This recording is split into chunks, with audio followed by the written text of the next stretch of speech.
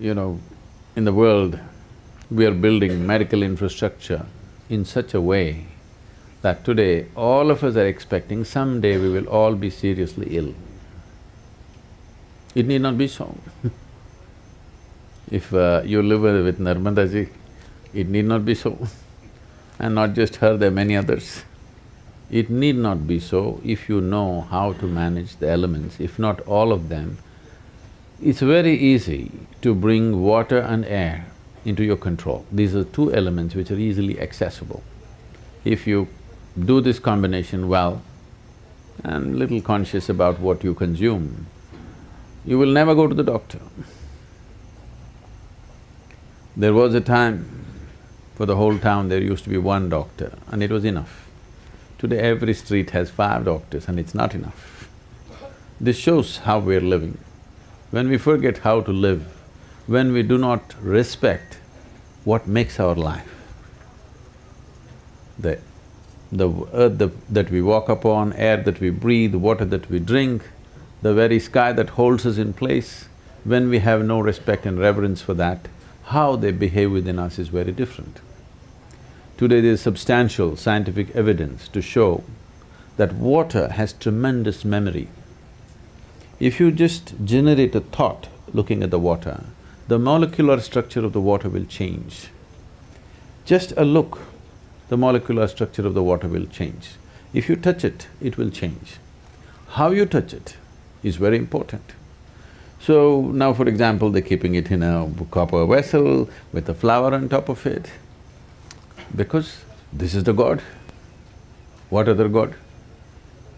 If you don't drink water for one day, this is the only god, no other god, isn't it? So, how you treat the water, the memory remains for a long period. So before we consume it or before it touches our body, how we treat the water changes the quality of everything in our system. This is a science we have always known, but today modern science has done enormous amount of experimentation on this. Now they're saying water is a liquid computer. The volume of memory and intelligence it carries by itself. It is a liquid computer, this is what they're saying, it's a fluid computer. We have always known this. What is called as tirth, why for one drop of water people go and stand in a temple, is because it has the memory of the divine.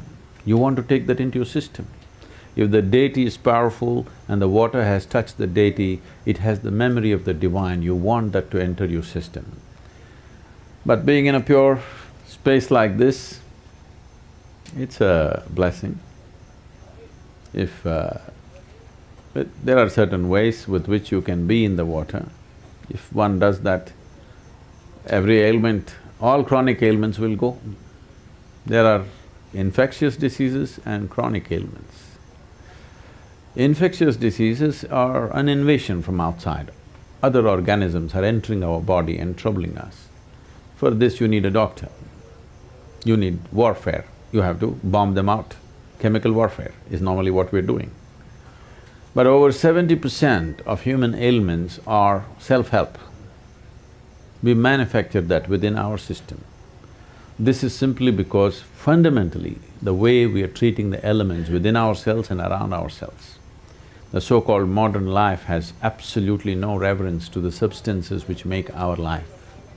The life-making material is being treated badly and we're expecting it'll behave well within us and it will not. So being here at Narmada, it's time we bring back this culture because it's gone a full circle. Now modern science is insisting that water, the way you treat it is the way it's going to behave within you. And we must learn to treat it well.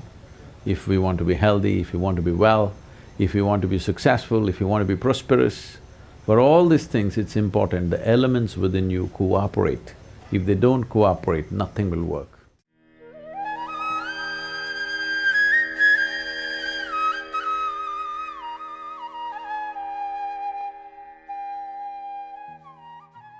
One simple thing you could do is how you treat the water, at least the water that you consume.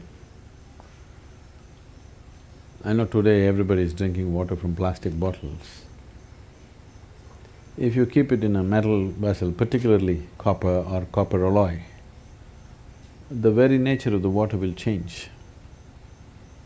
And traditionally, I don't know if it's still maintained in this part of the country, but in southern India, even now it's pretty common in traditional homes, where every day there is a puja for the water vessel. They will put some vibhuti on it, some kumkum on it, and there's a small arati for the thing, because the water should… water has a enormous amount of memory. It remembers how you have treated and accordingly it'll behave. This is something very simple, everybody can start. And as a part of this, in Tamil Nadu, we've been encouraging people to use copper vessels, pure copper vessels, because copper is such a… it's the best conducting metal and it energizes the water. Energizing, if you check the if you check the chemical composition, it'll not change. That is the beauty of it. It's only the molecular structure of the water that will change. You might have experienced this. Suppose you ever… is there a waterfall in Narmada anywhere? There's a waterfall. If the water is falling like, let's say, over 20-25 feet, and just after the waterfall, if you just touch the water, you will find water is silky for touch. Have you noticed this? Because water implodes within itself and the molecular structure changes. The way it feels is different. Today, they have created what is called as water imploding machines. You can implode the water with a machine, it just churns it in a certain way and implodes it. It has been found that if you use water imploding machines, with 10% of the water, you can grow the plants the same way as you're growing.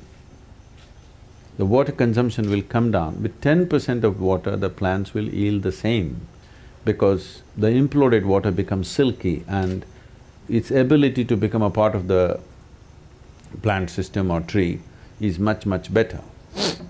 So, if you're in agriculture, imploding machines can come. Some people have patented it in UK. We are trying to bring some machines and give this service to the local farmers in Tamil Nadu, so that people can use imploded water and their water consumption in the fields will come down dramatically, because how long you pump the water, electricity not being free these days, it gets very expensive for the farmer.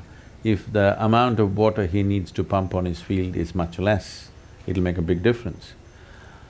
For daily consumption, just a copper vessel, every day if you have something, if you light a lamp next to it, if necessary, just one flower, the very way the water behaves within you will change. And before you consume just one moment of gratitude and reverence, because this is the material with which you're making your life, not with some unknown god. This is the material that makes your life every moment. And how you treat it is very important in your emotion, in your thought. If you hold water as… you don't even have to think Devi stuff, you just understand the reality. The fact of it is, without it you cannot survive. Yes? Whatever is the basis of your survival, you bow down, isn't it? So the water, the food, just bringing that reverence, you will see the volume that you consume will also come down and the way it behaves within you will come down. If you don't catch an infection, if you treat these elements properly, as I said earlier, most probably you won't see a doctor's face unless you're one.